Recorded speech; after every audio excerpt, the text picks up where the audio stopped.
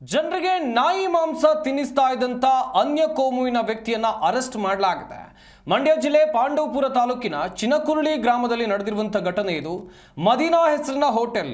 ಈ ಹೋಟೆಲ್ ಅನ್ನು ನಡೆಸ್ತಾ ಇರೋದು ಅನ್ಯ ಕೋಮುವಿನ ವ್ಯಕ್ತಿ ಎನ್ನುವಂಥದ್ದು ಗೊತ್ತಾಗಿದೆ. ಮಹಾ ಮೋಸ ಇದು, ತಕ್ಕ ಶಿಕ್ಷೆ ಆಗಲೇಬೇಕು. ಬಿರಿಯಾನಿಗೆ ಈತ ನಾಯಿ ಮಾಂಸ ಹಾಕಿ ಕೊಟ್ಟಿದ್ದ. ನಾಯಿ ಮಾಂಸ ಬೆರೆಸಿ ಬಿರಿಯಾನಿಯನ್ನ ತಯಾರಿಸಿದ್ದ ಆರೋಪ ಇದೆ. ನಾಯಿ ಮಾಂಸದ ಸಾಕ್ಷಿಯೊಂದಿಗೆ ಜನರ ಕೈಗೆ ಸಿಕ್ಕಿಬಿದ್ದಂತ ಆರೋಪ ಇದೆ.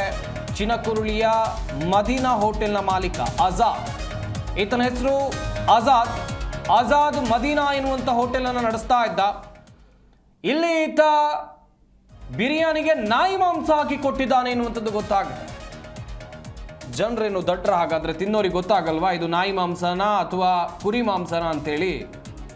ಸದ್ಯ ಅಲ್ಲಿನ ಜನರು ಸಿಕ್ಕಾಪಟ್ಟೆ ಆಕ್ರೋಶವನ್ನು ವ್ಯಕ್ತಪಡಿಸಿರುವಂಥ ದೃಶ್ಯಾವಳಿಗಳನ್ನು ನೀವಿಲ್ಲಿ ನೋಡ್ತಾ ಇದ್ದೀರಾ.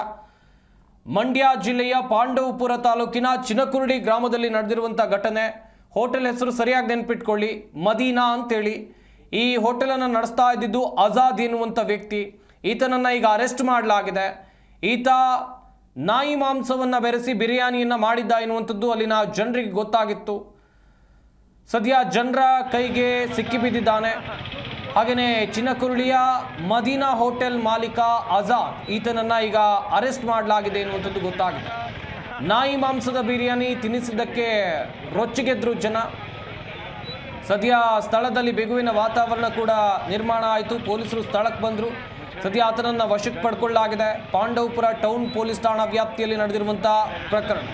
ಇಲ್ಲಿ ಜನರು ಮಾಡ್ತಾ ಇರುವಂಥ ಆರೋಪ ಏನು ಅಂತ ಹೇಳಿದರೆ, ಈ ಮದೀನಾ ಹೋಟೆಲ್ನ ಮಾಲೀಕ ಆಜಾದ್ ಬಿರಿಯಾನಿಯಲ್ಲಿ ನಾಯಿ ಮಾಂಸವನ್ನು ಹಾಕಿಕೊಟ್ಟಿದ್ದ ಅಂತ ಇಲ್ಲಿನ ಜನ ಆರೋಪ ಮಾಡ್ತಾ ಇದ್ದಾರೆ.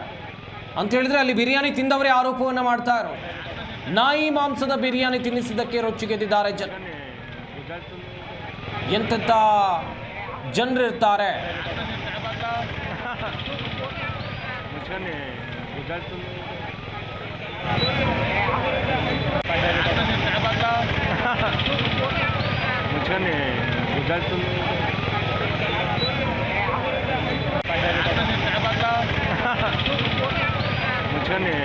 मुझे